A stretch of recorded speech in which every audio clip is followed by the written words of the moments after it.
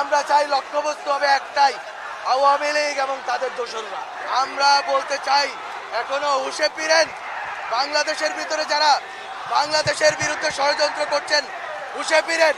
আমাদের তরুণদের রক্ত দিয়ে আপনারা যদি মনে করেন আপনারা ক্ষমতায় আরোহণ করবেন, তাহলে সেই স্বপ্ন বৃথা যাবে।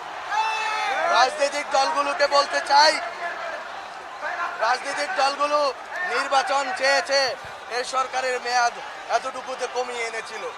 আমরা অনেক কিছু, অনেক প্রতিবাদ প্রতিরোধের মধ্যে অনেক কিছু আমরা সামনে নিয়ে আসতে পারিনি, কিন্তু আমাদের বক্তব্য খুবই ক্লিয়ার যে নির্বাচন যেহেতু হবে, গণতান্ত্রিক দলগুলোর উচিত হচ্ছে যে কোনো মূল্যে,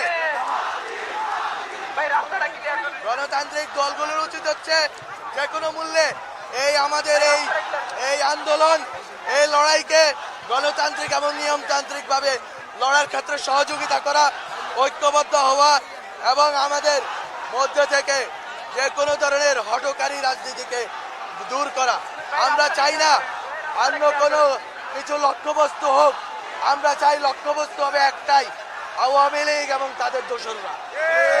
আওয়ামী লীগ এবং তাদের দোসরদের যদি তারা আমাদের থেকে আমাদের বাইকে কেড়ে নেয়, তাহলে আমরা হুঁশিয়ারি দিতে চাই, আওয়ামী লীগ ও তাদের দোসরদেরকে হুঁশিয়ারি দিতে চাই, আমরা কিন্তু বসে থাকবো না।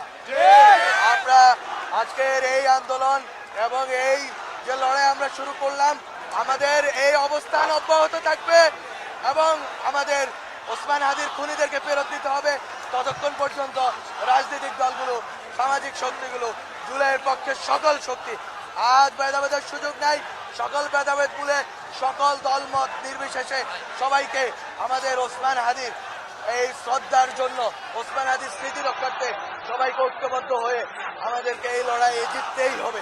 এই লড়াই জিতে আমরা নির্বাচনে যাব, নির্বাচনের মাধ্যমে এদেশে গণতান্ত্রিক রূপান্তর এবং সংস্কার হবে।